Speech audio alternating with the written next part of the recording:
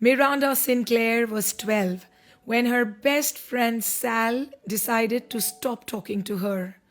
There was no argument, no dramatic ending, just a quiet distance that appeared overnight and refused to explain itself. That silence was the first crack, and everything else followed. Welcome to Tell a Tale with Heena. Today's story is called When Time Reaches Back. Miranda lived in New York in the late 1970s with her mother. Her life was ordinary and dependable, built around routines that felt permanent. Walking home with her best friend Sal from school every day was one of them.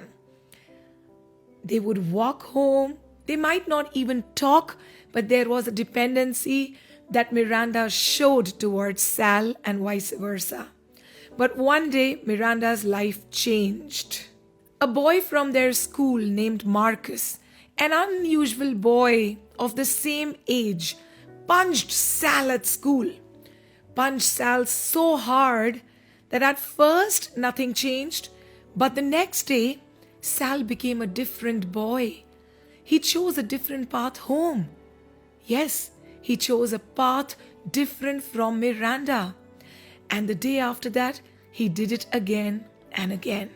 And that's how Miranda and Sal's friendship broke. Miranda waited for a reason that never arrived. Now come to part 2 of the story. This is very, very intriguing.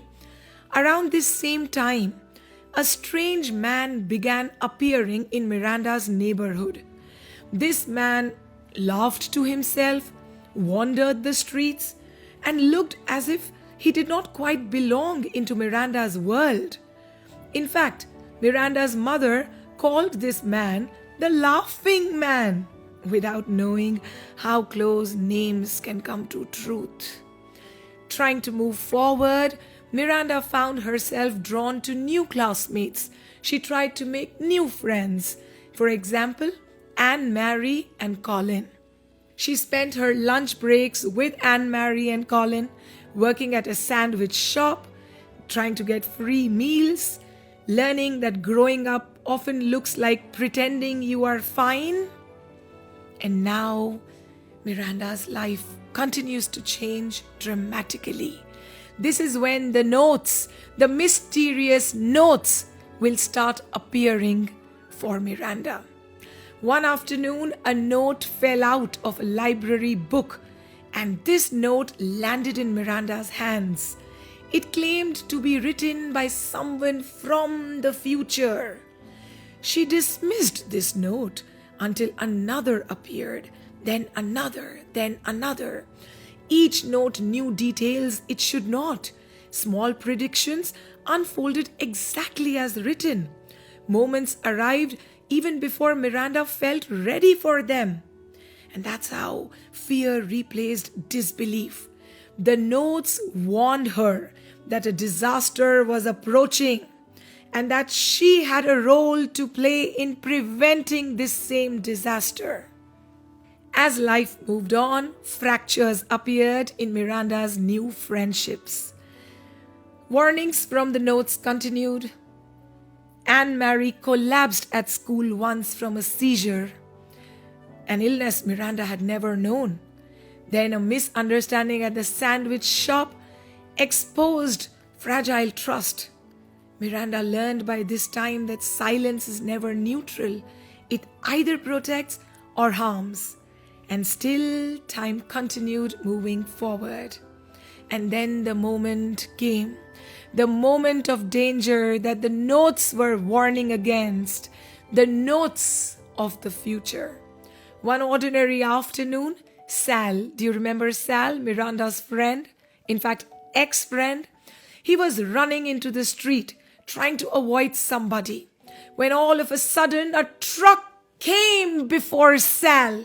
It was about to hit Sal when just at that moment, the Laughing Man came into the scene. Yes, the Laughing Man. He pushed Sal out of harm's way. Sal lived, but the Laughing Man did not. At the accident spot, Miranda noticed something impossible. This man was wearing one of her mother's missing shoes. And inside this shoe was the final note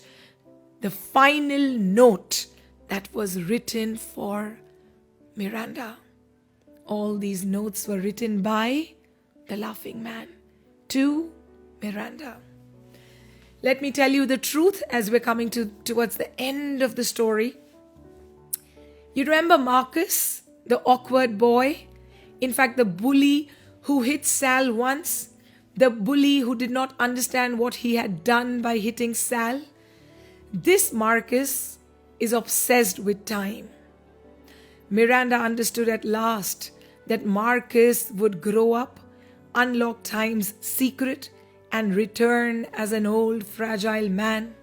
It would be Marcus who would be called the laughing man, not as a hero. Marcus would return as the laughing man, trying to fix a single mistake. He bullied Sal. He would return to protect Sal.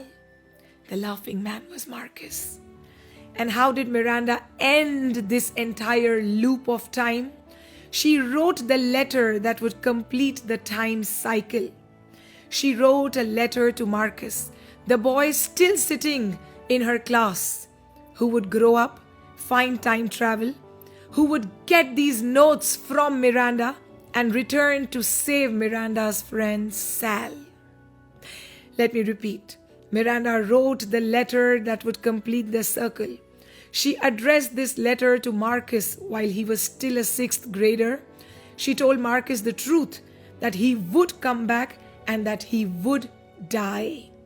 Although she hesitated, but she kept writing, because some truths are heavier than silence, but safer than ignorance. My God, time does not reward silence, it rewards courage. Do you know who wrote this story? It is actually inspired by Rebecca Stead, an American writer known for blending ordinary childhood moments with quiet mysteries of time, memory, and choice. Wow! If you loved this tale about time travel, about growing up, about the mystery of life, please subscribe to my channel, Tell a Tale with Heena. Bye. Take care.